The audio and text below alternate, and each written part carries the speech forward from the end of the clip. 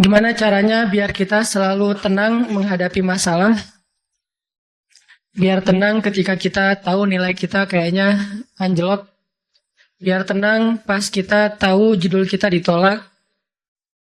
Lamaran juga sama di hari yang sama lah gitu. Pagi judul ditolak, malam lamaran ditolak. Selama Allah nggak nolak kita kan masih aman nih. Karena apa yang di sisi Allah lebih baik. Gimana caranya kita biar nggak panikan ketika ada masalah. Walaupun sedih, itu fitrah manusia sedih. Cuman ada yang sedihnya wajar, ada yang sedihnya sampai berlarut-larut atau putus asa. Bentuk keputusasaannya macam-macam. Ada yang putus asa dengan bunuh diri. Loncat dari jembatan, ternyata nggak meninggal. Gagal bunuh diri gitu kan. Ada yang putus asanya dengan cara ngelakuin perbuatan dosa. Kayak mencuri atau udahlah saya mah nggak mau peduli lagi dengan hal haram. Yang penting saya ambil aja semua proyek gitu. Nah ini putus asa. Ada yang putus asa dengan nggak mau lagi bertaubat. Dia ngerasa aduh kayaknya saya nggak pernah nasuhan nih taubatnya. Taubat ulangi lagi, taubat ulangi lagi. Kenapa kita berputus asa minta ampun ke Allah? Padahal Allah nggak pernah putus asa mengampuni kita, kan aneh nih. Allah tuh nggak pernah putus asa ngampuni kita, nggak pernah bosan menerima taubat kita. Allah nggak pernah bilang lo datang ntar pasti besok buat lagi, enggak. Padahal Allah maha tahu kita mungkin besok masih ngelakuin dosa yang sama. Asal kita datang, Allah langsung terima.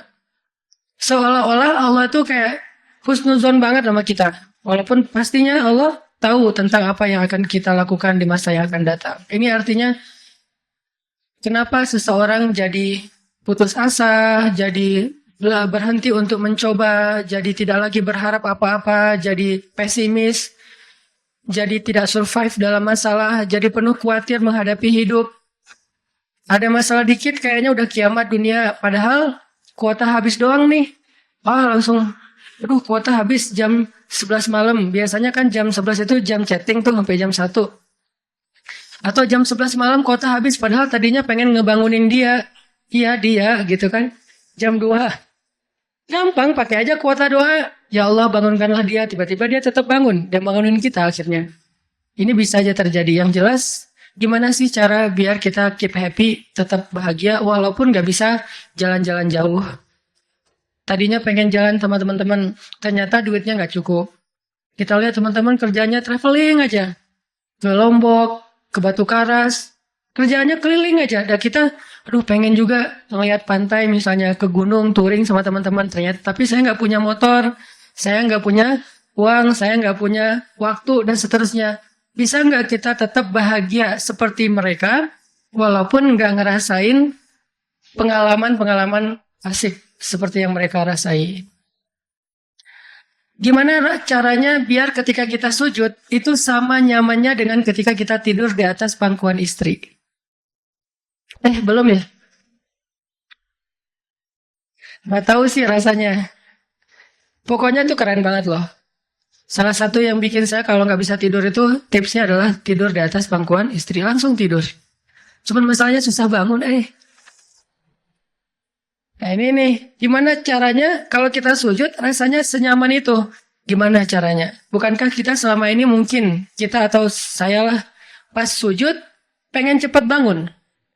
Gimana caranya sujud nggak bangun-bangun? Pas kita sujud, pengen lama gitu sujudnya teh. Terutama kalau sholat sendiri. Kalau sholat jamaah memang nggak boleh. Kenapa? Karena hajat orang beda-beda. Tapi kalau sholat jamaah mah standar-standar aja. Tapi giliran sholat sendiri, itu sampai orang kewalahan ngikutin Nabi. Dan itu bukan cuma Nabi, sahabat juga kayak gitu. Siti Aisyah, istri Nabi itu.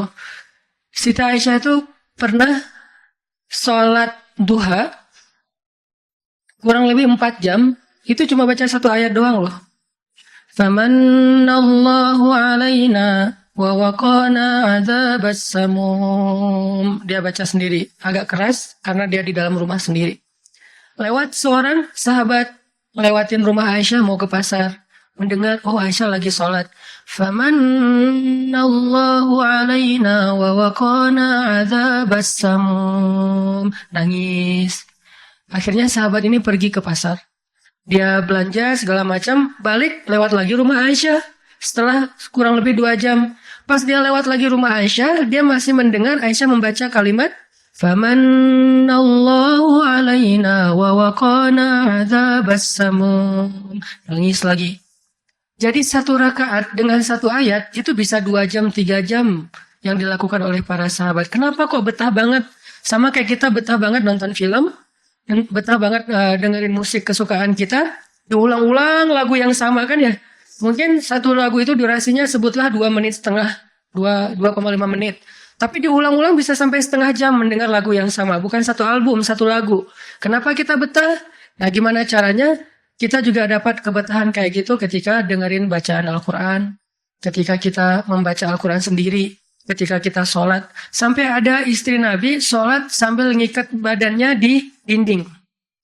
Jadi dia bikin tali ke dinding gitu. Terus dia ikat badannya. Sehingga kalau dia udah gak kuat lagi, dia bersandar dengan ikatan tali di badannya. Saking lamanya berdiri sholat. Coba bayangin. Berarti kan semalaman tuh. Kalau udah gak kuat, dia berdiri itu sambil badannya keikat di tali. Dan Nabi melihat itu menangis karena melihat kesungguh-sungguhan para sahabat dan sahabiat dalam beribadah kepada Allah. Dan itu bukan paksaan siapapun. Nabi gak pernah maksa kayak gitu. Mereka sendiri berinisiatif. Jadi tutorialnya dibikin sendiri gitu. Saya sholat kalau malam-malam kayak gini jadi agak gak kuat, atau saya lagi sakit nih, lagi lemes nih, lagi kurang makan, ya udah deh agar tetap bisa berdiri, dia ikat tali, dia ikat ke badannya, terus berdirinya kayak orang-orang setengah sadar gitu. Nah ini menunjukkan ada kenikmatan yang luar biasa yang mereka dapetin ketika mereka dekat dengan Allah Subhanahu Wa Taala. Gimana sih caranya biar kita bisa kayak gitu? Gimana caranya kita entertain kita itu adalah zikrullah. Boleh-boleh aja kita entertainnya nonton film, dengerin musik-musik yang positif. Entertain kita mungkin chatting, entertain kita mungkin update status, entertain kita mungkin kepoin mantan misalnya. Boleh-boleh aja selama masih wajar. Tapi bisa nggak entertain kita yang lain itu zikrullah. Dengan mengingat Allah kita jadi terhibur gitu. Dan itu entertain luar biasa pahalanya. Gimana caranya? Ini yang kita pengen belajar malam ini, sehingga kita bisa tetap happy walaupun dalam keadaan tadi akhir bulan, dalam keadaan habis diputusin, dalam keadaan ditolak, dalam keadaan bingung, galau, segala macam termasuk habis pulsa. Tetap bisa happy. Pas telepon, pulsa Anda tidak mencukupi. Masya Allah. Gitu. Senyum gitu ya. Bukan, gimana nih apa panik. Biasa aja. Nah ini kita perlu belajar. Saya juga merasa butuh mempelajari lagi gimana caranya biar bisa ngerasain itu. Dan nasihatnya bukan dari saya. Karena saya juga masih belajar, belum istiqomah amat nih. Tapi nasihatnya dari para ulama yang diambil dari ayat Al-Quran dan hadis-hadis Rasulullah SAW. Nah sebelumnya coba kita perhatiin dulu kisah tentang ketenangan dengan mengingat Allah tuh kayak gimana. Salah satunya ada di surat At-Taubah yang terkenal. A'udzu billahi minasy syaithanir rajim. Illa tansuruhu faqad nasarahu Allah. إذ أخرجه الذين كفروا ثاني اثنين إذ هما في الغار إذ يقول لصاحبه لا تحزن إن الله معنا فأنزل الله سكينته عليه وأيده بجنود لم تروها وجعل كلمة الذين كفروا السفلى وكلمة الله هي العليا والله عزيز حكيم. Kalau kalian tidak menolongnya, maka sungguh Allah akan menolongnya. Seperti ketika orang-orang kafir mengeluarkan dia dari kota Mekah pada saat dia menjadi salah satu di antara 2 orang yang berdiam di dalam gua, yaitu gua Sur. Ketika ia berkata kepada sahabatnya, yaitu Abu Bakar, dia di sini siapa? Rasulullah Shallallahu Alaihi Wasallam ketika dia berkata kepada sahabatnya, La tahzan, innallaha ma'ana. Janganlah kamu khawatir, bersedih, takut, itu sama. Sesungguhnya Allah bersama kita. Maka Allah Subhanahu wa taala menurunkan rasa ketenangan kepadanya dan menolongnya dengan tentara yang kalian tidak bisa melihat. Sehingga Allah menjadikan kalimat orang-orang kafir itu menjadi dikalahkan atau rendah. Dan kalimat Allah adalah kalimat yang tinggi. Dan Allah maha perkasa lagi maha bijaksana. Ini kan kata-kata yang paling populer ya. La tahzan, innallaha ma'ana. Tips pertama kalau kita pengen bisa lebih tetap tenang, happy ketika kita dalam tekanan adalah kita tuh emang harus punya sahabat yang selalu mengingatkan kita kepada Allah Subhanahu wa taala.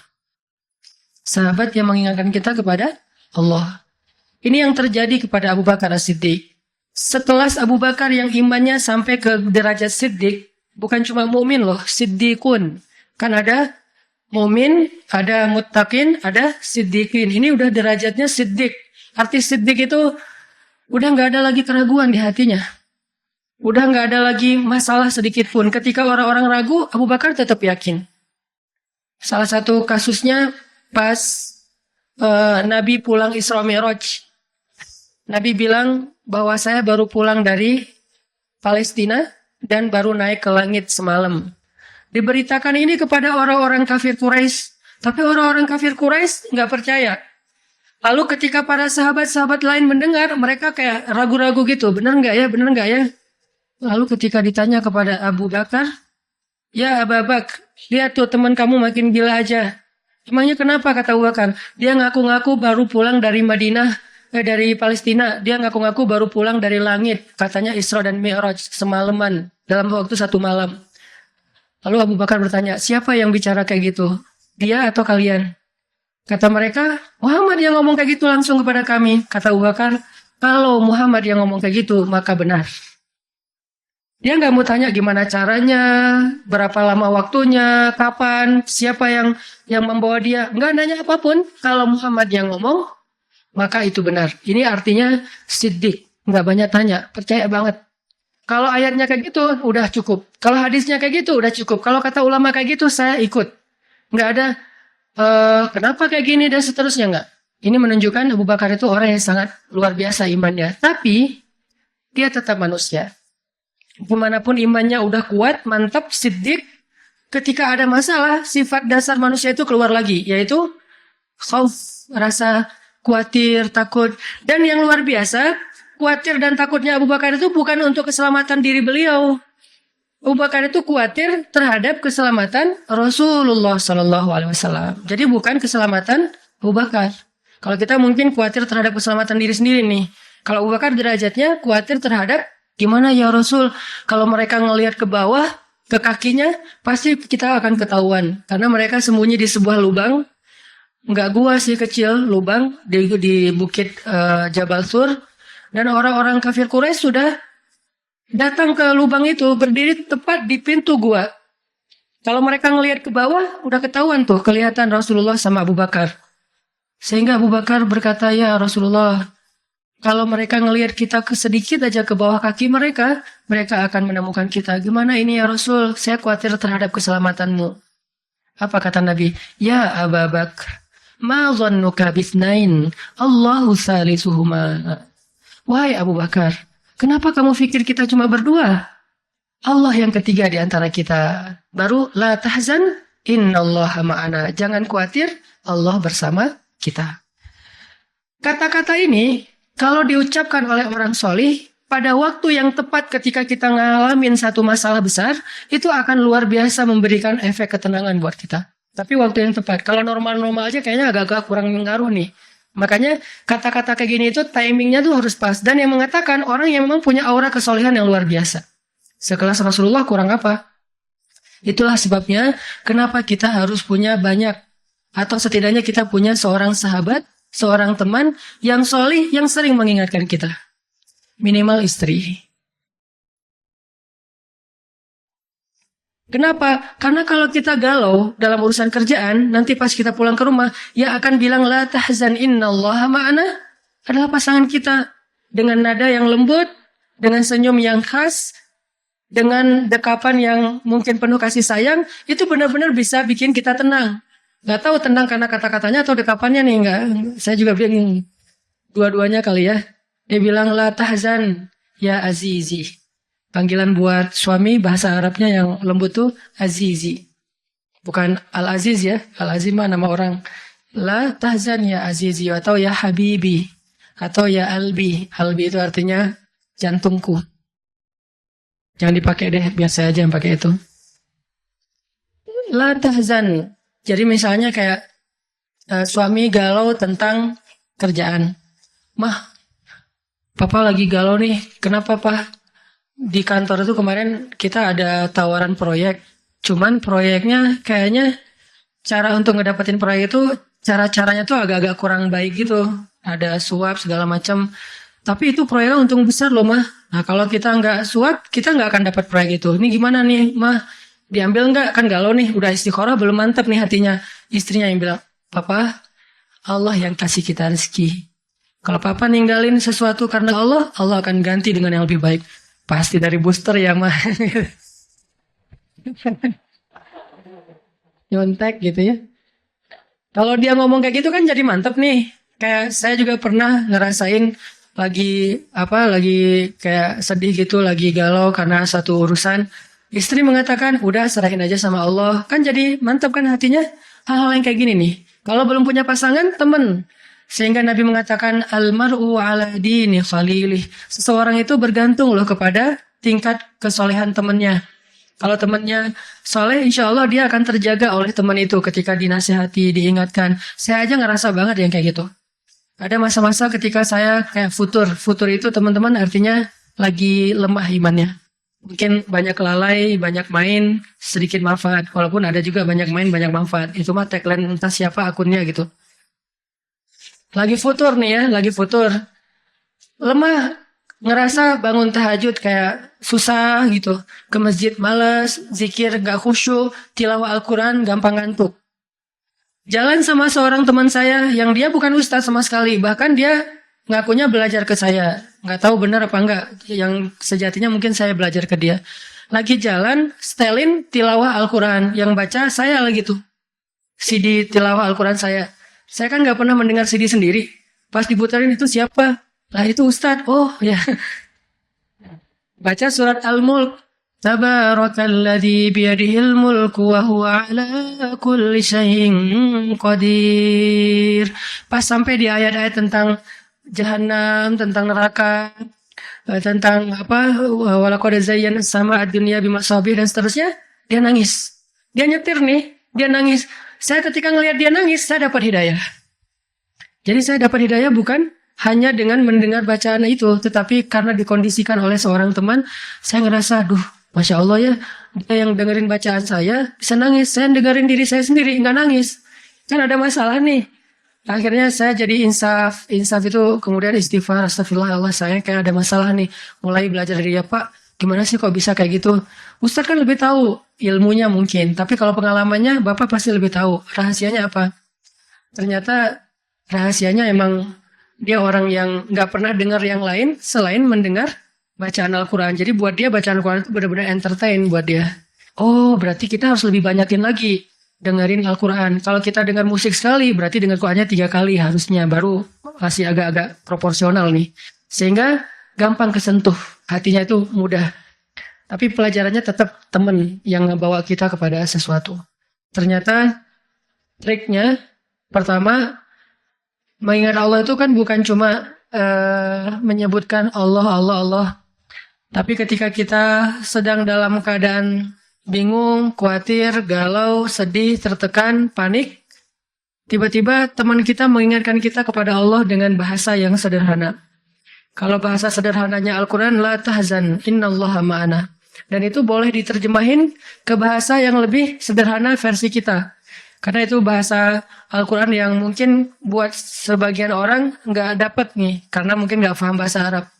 Jadi kalau teman kita lagi sedih jangan bilang, la tahzan dong, innallaha ma'ana. Apaan tuh lu baca Quran gitu ya. Gak ngerti kan dia. kita bisa terjemahin. Udah tenang aja, Allah yang bantu. Tenang aja, Allah yang beresin. Tenang aja, serahin aja kepada Allah. Allah itu sebaik-baik kita nyerahin sesuatu. Ngomong kayak gitu tuh kena. Kalau timingnya pas kita lagi ngalamin satu masalah. Terutama masalah-masalah kayak masalah rezeki itu paling bikin kita sering panik, kehilangan sesuatu, ditipu orang, segala macam. Kita bilang, udah nggak apa-apa, nanti Allah ganti yang dengan yang lebih baik. Allah yang ganti gitu. Allah yang ganti. Tenang tuh jadinya. Karena kita sedang mengetuk kembali imannya di saat dia sedang butuh-butuhnya iman itu. Dan itu butuh teman yang bisa mengingatkan kita. Sehingga Nabi bilang, ciri-ciri teman yang baik itu adalah kalau kita ketemu dia bikin kita sering ingat Allah. Dia bikin kita sering ingat Allah. Coba teman-teman renungkan nih, coba dihitung-hitung. Kita kalau ketemu teman ngomongin dunia berapa sering? Terus ngomongin Allah berapa sering? Kan jarang banget kita ketemu teman ngomongin tentang Allah kan? Dan kayaknya nggak tahu juga bahannya mau ngomongin apa tentang Allah. Kita ngomongin tentang Allah yuk. Ngomongin tentang Allah, apaan tuh? Kan bingung dia tuh. Maksud lo, qul huwallahu ahad gitu. Atau ayat kursi. Berarti kita belum terbiasa bicara tentang Allah. Nah ini yang harus kita coba latih pelan-pelan nih. Kita lihai banget nih. Bisa smooth banget masuk ke tema tentang dunia. Bisa ganti-ganti topik. Dan semuanya tentang dunia. Tentang kuliner, tentang kerjaan, tentang jodoh, tentang kuliah, tentang pendidikan, tentang apapun. Tentang teman. Bisa dengan mudah dan seru gitu ngomongin tentang dunia teh. Dan itu bukan sesuatu yang dilarang memang. Cuman kok nggak seimbang kita ngomongin tentang Allah Subhanahu Wa Taala? Coba kita belajar cari teman yang udah sefrekuensi dulu. Arti sefrekuensi bukan sama-sama udah baik, sama-sama udah niat pengen memperbaiki diri, sama-sama udah punya tekad kita pengen hijrah nih. Lagi-lagi bukan merasa diri kita lebih baik dari orang lain, tapi yang udah sefaham supaya nggak banyak perdebatan. Ajak dia ngobrol tentang Allah pelan-pelan dan secara bertahap, gak bisa langsung ngejos. Gak bisa langsung, coba lo sebutin rububiyah, asma Allah yang 99 apa aja. Itu mah cerdas cermat ya. Tapi kita ngomongin Allah tuh baik banget loh kemarin gini. Allah aja yang diomongin. Sehari minimal kita ngomongin Allah itu sekali deh. Dan sekali itu jadi obrolan, bukan cuma mention doang ya, tapi obrolan gitu. Jadi diskusi. Sekali aja sehari. Dan gak harus lama. Mungkin cuma 5 menit. Kalau kita gak bisa ngelakuin itu secara spontan. Gak apa-apa di setting. Kita ketemu sama teman kita bikin kayak program gitu. Kita kalau ketemu pokoknya harus sekali sehari ngomongin tentang kebesaran Allah. Coba digituin. Makin sering itu makin akan nanemin satu belief faith di dalam hati kita. Sehingga ketika nanti kita ada masalah diketuk rasa iman itu cepat baliknya. Berarti kita harus cari teman yang mau menasihati kita, bicara bareng kita tentang kebesaran Allah. Dan itu yang dilakukan Nabi Musa dengan Nabi Harun ketika berdakwah yang Allah sebutin di surat Toha. Nabi Musa mau berdakwah kepada Firaun, minta teman supaya bisa mengingat Allah ketika lagi dalam keadaan marah. Soalnya Musa tahu, Musa itu orangnya marah. Kalau udah marah ngeri. Harun orangnya kalem, woles. Sehingga butuh seseorang yang bisa menahan amarah dan emosinya Musa. Sehingga kata Musa, ya Allah beri saya seorang teman yang bisa mendampingi saya dalam dakwah, yaitu Harun. Kay nusabbihaka katsira wa nadhkuraka katsira. Supaya kami sering bisa mengingat engkau. Artinya kalau Musa sendiri marah, lupa sama Allah. Tapi kalau ada Harun, Musa istighfar, astagfirullahaladzim. Gitu. Begitu juga Nabi kecil. Ada 2 orang Nabi kecil sepupuan. Siapa dia? Isa dan Yahya. Nabi Isa dengan Nabi Yahya. Anak kecil 2 orang nih. Dua-duanya keren. Dua-duanya soleh. Dua-duanya ganteng. Dua-duanya idola. Selebgram lah di masanya. Pokoknya luar biasa nih 2 orang. Cowok. Anak usia, kalau nggak salah Yahya waktu itu umurnya udah sekitar 10 tahun. Isa baru lahir, berarti beda 10 tahun. Pas mereka ABG, beda 10 tahun tapi nyambung ngobrolnya.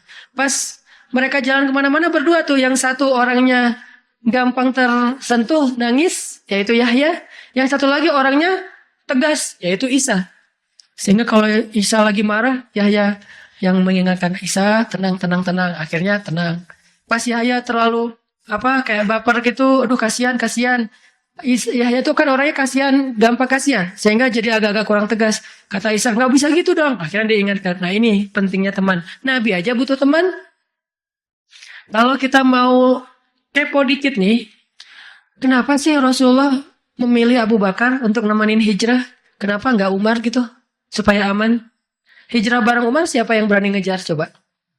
Umar berdiri di depan Ka'bah. Ya ayuhan nas, ya ma'syara Quraisy, wahai manusia, wahai orang Quraisy, fa'lamu anni muhajir. Ketahuilah saya pengen hijrah, kata Umar. Siapa yang pengen istrinya jadi janda, anaknya jadi yatim, tunggu saya di balik bukit itu. Ada yang berani? Diam semuanya. Coba Rasul kalau hijrah bareng Umar. Enak kan? Wahai orang-orang Quraisy, wahai manusia, saya sama Rasul nih mau hijrah. Siapa yang berani nunggu saya di balik bukit itu? Kalau enggak dia akan hilang kepalanya. Enggak ada yang berani kan? Kenapa Rasulullah milih orang yang lemah seperti Abu Bakar? Udah kurus, lemah, dan kaumnya kabilah yang lemah. Bani Taim. Bani Taim itu lemah kabilahnya. Enggak seperti kabilahnya Umar bin Khattab. Kenapa bukan Umar? Kenapa bukan Hamzah? Hamzah itu pemanahnya para sahabat. Pemanahnya orang-orang Mekah. Dan juga nggak ada yang berani sama Hamzah. Hamzah mukul Abu Jahal di depan orang banyak, nggak ada yang berani balas. Ketika Abu Jahal mukulin Rasul lagi sholat depan Ka'bah, Nabi lagi sholat digebukin sama Abu Jahal. Dibelain sama Abu Bakar ikut digebukin. Akhirnya wajah Abu Bakar itu nggak dikenali lagi, saking babak belur. Itu digebukin sama Abu Jahal dan teman-temannya. Ketika Hamzah dengar berita itu, langsung Hamzah pergi ke tempat orang-orang ngumpul, dicari mana Abu Jahal. Dipukulin sama Hamzah sekuat-kuatnya sampai berdarah-darah Abu Jahal, tapi orang Quraisy nggak ada yang berani balas. Saking terpandangnya Hamzah. Kenapa nggak dengan Hamzah, pamannya sendiri?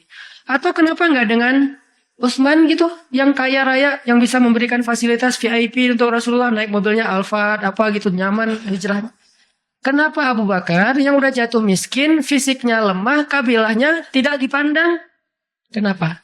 Karena Abu Bakar itu yang paling solih di antara semua sahabat.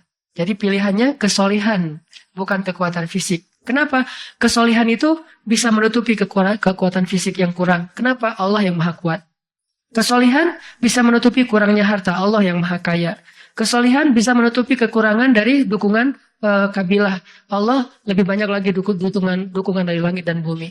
Yang dicari oleh Rasulullah itu adalah teman yang soleh. Ya Abu Bakar, temani saya hijrah. Siap ya Rasulullah. Hasilnya apa? Dikejar-kejar sama orang Quraisy karena mereka nggak takut dengan Abu Bakar. Tapi ketika mereka mau ketemu dengan Rasulullah dan Abu Bakar di dalam gua, Allah palingkan wajah mereka dari melihat ke bawah kaki mereka. Allah punya banyak cara. Ada ulama yang bilang bukan cuma dipalingkan, tapi tiba-tiba merpati bikin sarang di situ laba-laba. Walaupun ada perdebatan di antara ulama ini hadisnya sahih atau enggak. Yang jelas, yang pasti nih, Allah melindungi mereka dengan banyak cara sehingga nggak bisa ditangkap. Allah yang bertindak. Jadi butuh teman yang soleh. Walaupun nanti kenyataannya teman yang soleh ini malah ditenangkan oleh Rasulullah, bukan Rasulullah ditenangkan oleh dia gitu. Kan nyari teman yang soleh biar bisa menenangkan nih. Ternyata pas ada masalah, Rasulullah gimana? La tahzan, innallaha ma'ana, tenang, udah beres. Bisa nggak kita coba latihan ini? Kalau kita berteman dengan seseorang, niat kita pengen saling mengingatkan wa tawasau bil haq, yaitu mengingatkan tentang Allah, wa tawasau bis shab. Itu kayak gitu tuh ayatnya. Pertama hak dulu, kedua sabar. Kalau nasihatnya udah benar, insya Allah sabar. Jadi kalau kita pengen menasihati teman kita atau dinasihati oleh teman kita supaya lebih kuat, bisa tough, bisa survive dalam masalah, minta dia menasihati kita al-haq. Dan siapa al-haq? Allah Subhanahu wa taala. Wa tawasau bil haq artinya saling menasihati dengan nama Allah. Udah serahin aja sama Allah. Allah itu maha ini sebutin dengan bahasa sederhana. Langsung sabar jadinya. Langsung lebih kuat, lebih tenang. Itu yang pertama teman-teman. Kita sering berteman dengan orang yang insya Allah dia yakin sama Allah lebih kuat daripada kita. Imannya lebih mantap daripada kita. Yang kedua, Gimana caranya biar kalau kita menyebut nama Allah, kalau kita sholat, kalau kita berzikir itu jadi lebih tenang gitu, lebih happy. Karena sebetulnya orang mukmin itu bahagianya itu ada di dalam hati. Kalau bahasa Ibnu Taimiyah, surgaku itu di sini. Surga orang mukmin itu di hati. Surga kita itu bukan rumah, surga kita itu bukan mobil, surga kita itu bukan pekerjaan, surga kita itu bukan tempat jalan-jalan, tapi semua itu kebaikan, kesenangan. Cuman surga kita ada di sini. Dan ini kita bawa kemana-mana. Jadi nggak susah menemukan surga teh. Aduh, bete nih kenapa nggak bisa jalan? Bete nih kenapa nggak bisa nonton? Bete nih kenapa nggak bisa nyaman di rumah? Bete nih kenapa gampang bete karena surga kita bertempat di sesuatu tempat yang sulit untuk kita jangkau. Harusnya itu jadi hiburan buat kita, bukan surga. Sedangkan surga memang adanya di hati. Ada masalah, Allah lebih kuasa, makhluk tidak kuasa. Ada masalah, kita bilang, Allah maha besar, masalah saya kecil dibandingkan Allah. Kalau dibandingkan kita, mungkin kita lebih kecil daripada masalah. Tapi dibandingkan Allah kita, Allah lebih besar. Allahu Akbar. Kita belajar Allah yang maha memelihara. Kita kan dipelihara Allah, terus ngapain kita khawatir? Kalau gitu nggak usah ikhtiar, ikhtiar. Tapi jangan libatkan hati. Ikhtiar itu pakai tangan, pakai kaki, pakai tenaga fisik. Hati nggak perlu berikhtiar. Hati itu bertawakal. Fisik kita berikhtiar, hati kita bertawakal. Jangan sampai hati kita ikut ikhtiar, ini bahaya nih. Kalau hati kita ikut ikhtiar, berarti kita lebih percaya kepada makhluk daripada Allah. Nanti akan mentok, kalau udah mentok, putus asa, itu penyebabnya. Gara-gara hatinya baper dengan ikhtiar. Ketika jalan-jalan ikhtiar itu tertutup, hati kita jadi give up. Nyerah aja deh. Sedangkan kalau hati kita nggak ikhtiar, dia cuma tawakal. Jalan tertutup, dia masih bilang, Allah maha kuasa. Ala kulli syai'in qadir. Segala sesuatu Allah maha bisa. Nggak mungkin nggak bisa. Tetap. Makanya jangan ikhtiar pakai hati. Ikhtiar pakai tenaga. Hati tawakal babnya. Sehingga tawakal itu amal hati. Ikhtiar itu amal fisik. Kan dalam Islam itu ada amal batin, ada amal zahir ya. Amal batin hati. Amal zahir fisik kita. Ikhtiar amal zahir. Jangan dicampur-campur dengan amal batin. Coba teman-teman buka deh surat Hud, surat 11. Kalau ragu tentang rezeki baca nih ayat nih. Surat 11, surat Hud ayat 6. Wa ma min dabbatin fil ardi illa 'ala Allahi rizquha wa ya'lamu mustaqarraha wa mustawda'aha kullun fi kitabim mubin. Tidak ada satu hewan melata pun di muka bumi kecuali Allah menjamin rezekinya. Ini amalan hati nih. Ini ayat untuk menguatkan hati kita, bukan menguatkan fisik. Tapi biasanya hati kalau udah kuat, fisik ke bawah. Kan kata Nabi kalau hatinya baik, yang lain ikut baik. Kalau hatinya buruk, yang lain ikut buruk. Jadi kalau hatinya udah give up, pasti fisiknya jadi lemah. Kalau hatinya tough dan masih punya belief ke Allah, masih punya harapan, maka fisiknya juga akan kuat. Wa ma min dabbatin fil ardi illa 'ala Allahi rizquha wa ya'lamu mustaqarraha wa mustawda'aha. Allah tahu di mana rezeki kita disimpan. Allah tahu kemana kita akan membelanjakan rezeki itu. Semuanya tertulis di dalam kitab yang jelas. Allah yang tahu. Allah yang menjamin. Gak ada yang gak dijamin rezekinya. Makanya saya pernah cerita tuh dulu di mall sebelah. Saya sama istri habis kajian di sini atau sebelum kajian di sini, sebelum maghrib sempat mau belanja dulu. Belanja di supermarketnya di bawah, lantai bawah. Dari lobi kita mau ke bawah itu cari eskalator kan ya. Belok kanan, cari eskalator. Ternyata salah ngambil jalan. Kita habis belok kanan langsung belok kiri. Harusnya kalau belok kanan lagi sekali lagi langsung eskalator turun tuh. Pas karena kita belok kiri, akhirnya kita muter. Gara-gara muter, ngelewatlah sebuah stand baju kaos yang lagi diskon. Diskon 50%. Akhirnya saya sama istri masuk. Ternyata lucu-lucu juga buat anak gitu. Alhamdulillah akhirnya kita beli 2 helai. Baru setelah itu kita jalan lagi, cuma beberapa meter, masuk eskalator turun. Siapa yang telah menggerakkan kaki saya sampai salah jalan? Sehingga saya harus muter. Dan akhirnya masuk ke stand itu. Allahu rizqalallahi rizquha. Allah yang menjamin rezeki. Kayak gitu cara Allah menskenariokan. Kalau saya ngambil jalan kanan, mungkin saya nggak akan masuk ke toko itu. Berhubung saya ngambil jalan kiri, akhirnya muter, masuklah ke toko itu. Allah punya banyak cara. Kenapa kita khawatir dengan stand orang lain yang mungkin lebih dekat ke pintu, lebih dekat kepada stage yang di tengah kalau bikin event segala macam. Kenapa? Kita udah ikhtiar, dapatnya cuma ini. Kayak lagi ada event, kayak apa, festival gitu, kayak ada bazar, kita punya banyak stand. Stand kuliner kita paling pojok, dekat toilet. Stand kuliner teman-teman kita tuh paling depan. Dan di situ stage banyak acara tausiah segala macam. Oh, kayaknya di situ lebih laku. Belum tentu juga. Bisa jadi pada waktu itu banyak orang yang sakit perut atau apa akhirnya ya lewat. Aduh, ini kayak seru juga nih di sini nih, makan di sini, nggak usah jauh-jauh sambil nunggu makan. Allah yang punya cara. Saya kan pernah cerita kesasar sampai ke Cirebon. Kenapa kesasar? Ada suatu hari Minggu kayak lagu. Ada satu hari Minggu nih. Bingung kita pengen keluar sama keluarga sama anak-anak. Kita keluar yuk. Saya bilang ke anak-anak, "Hayo," kata anak-anak. "Kemana?" Ke Kota Baru aja. Di situ kan ada jam matahari tuh. Kita lihat jam matahari. Hayu, naik mobil, masuk tol nih. Pas sudah masuk tol Pasteur, berubah pikiran. Terlalu dekat, nggak berasa liburan ya? Ya, terus mau kemana? Ke Jakarta aja yuk, ke Ancol. Ada pantainya. Oh, ayo, ke Dufan. Jalan, akhirnya nggak jadi belok pada larang, lurus. Niatnya ke Ancol. Sebelum Cikampek, berubah lagi pikiran. Ancol mah pantainya gitu-gitu aja ya, udah pernah ya. Terus gimana dong, cari pantai baru deh yang di daerah Indramayu, Cirebon gitu. Siapa tahu ada yang lebih bagus, yang masih virgin. Boleh, keluarlah Cikampek. Waktu itu belum ada tol Cipali ya, keluar Cikampek. Akhirnya nyisir Subang, Indramayu, nggak dapat pantai yang kita nyaman nih. Berhenti sebentar, nggak nyaman, ini banyak sampah. Akhirnya jalan lagi sampai dari pagi keluar, asar makan empal gentong di Cirebon. Siapa yang mendatangkan saya ke warung empal gentong itu? Pas kita masuk, orangnya bahagia banget gitu.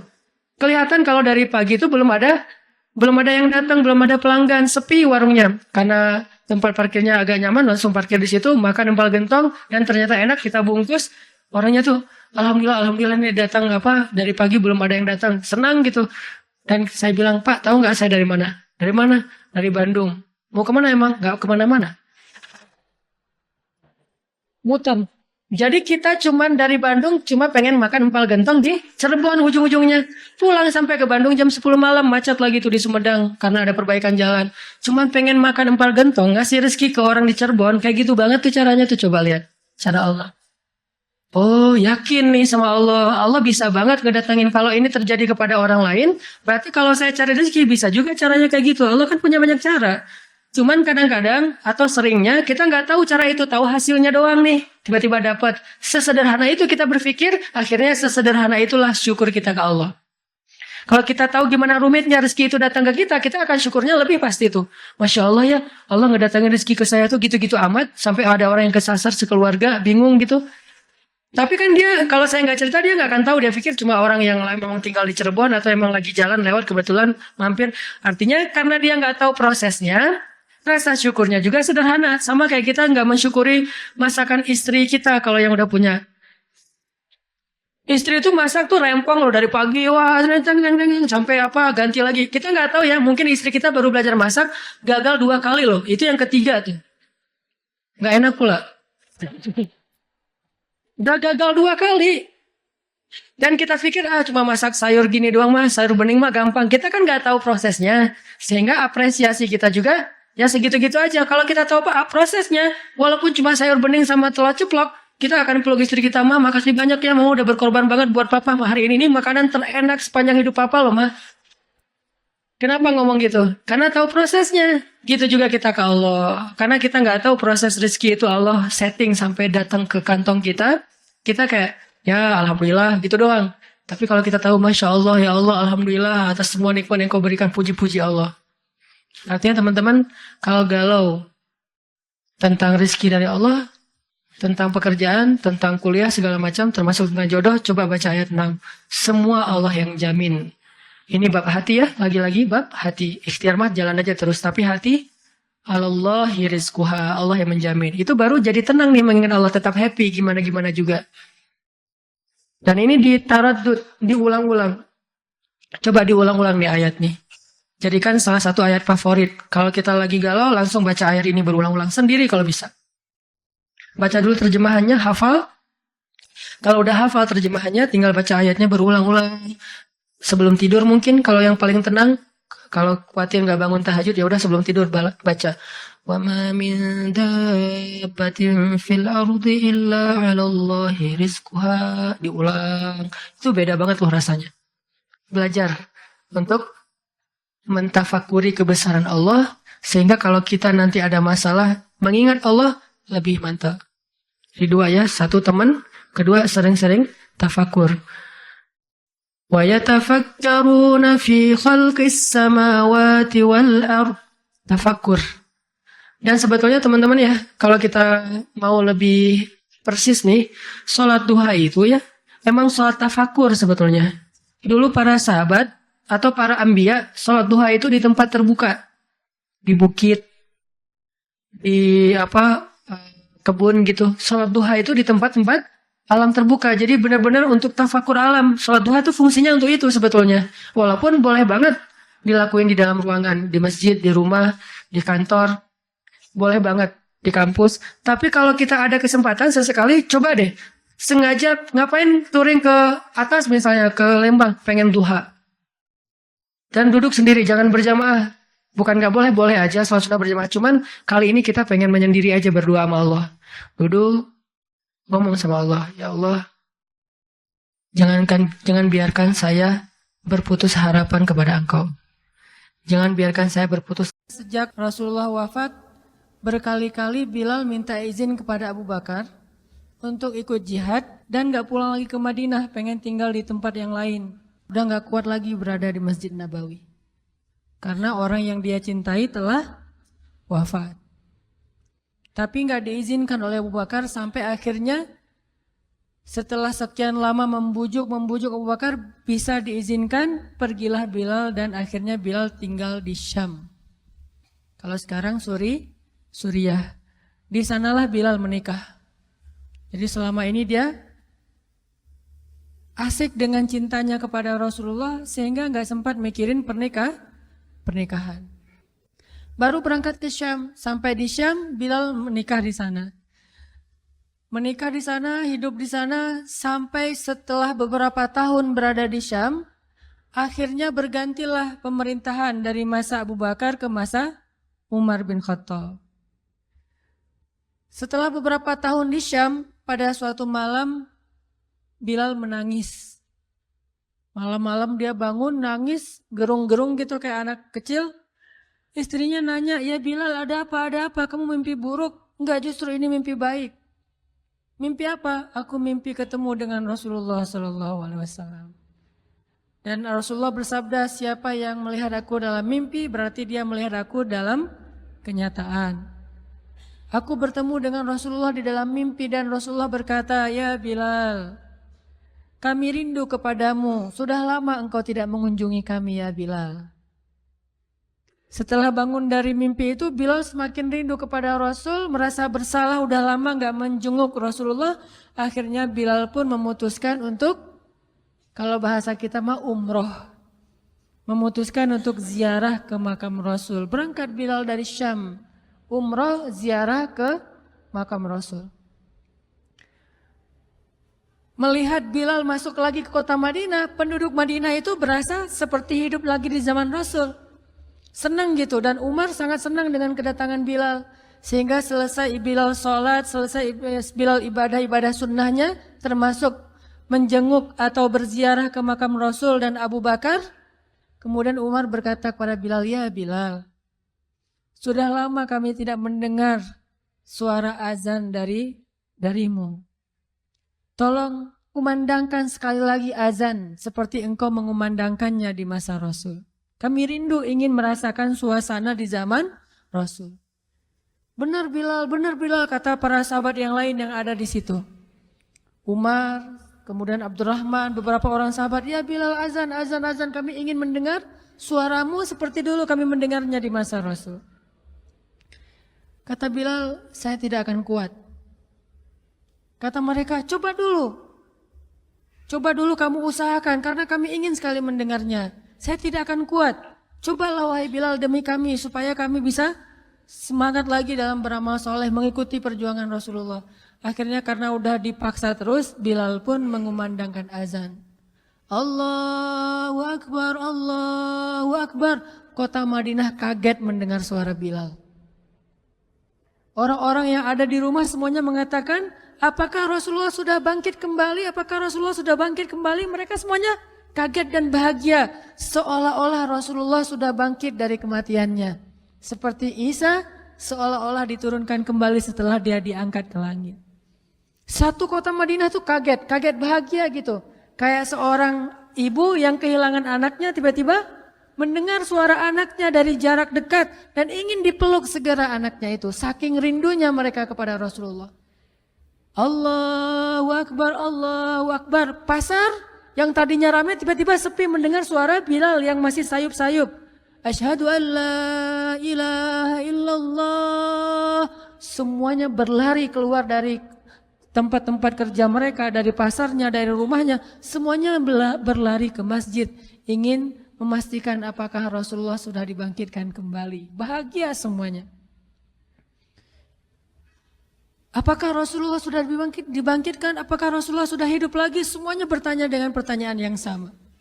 Asyhadu an la ilaha illallah. Semuanya semangat datang ke masjid, ngumpul, ramai banget.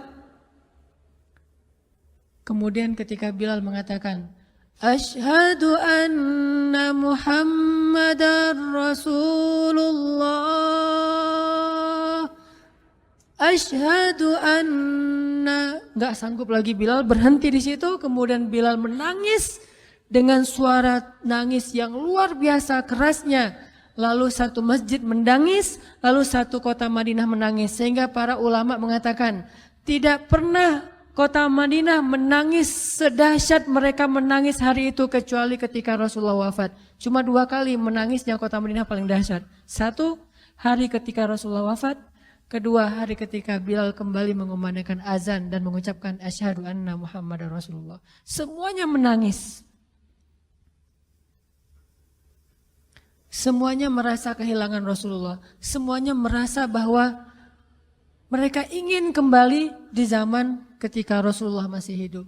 Lalu mereka bertanya setelah semuanya selesai menangis, ya Bilal, kenapa kamu tadi menangis?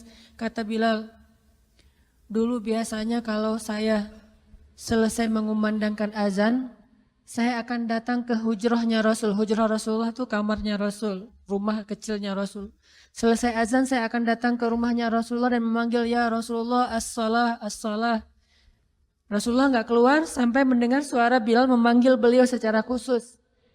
Udah selesai azan, Bilal manggil Rasul, ya Rasulullah as-salah, as-salah. Baru Rasulullah keluar dengan wajah berseri-seri. Sekarang bagaimana saya akan memanggil Rasulullah sedangkan Rasulullah sudah bersama kekasihnya yaitu Allah Subhanahu wa taala. Menangis lagi satu masjid, satu kota Madinah. Pokoknya hari itu adalah hari berkabung sekota Madinah.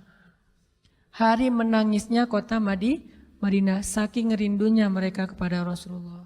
Bagaimana dengan kita ketika mendengar suara azan dan muazin mengucapkan nama Rasulullah Sallallahu Alaihi Wasallam?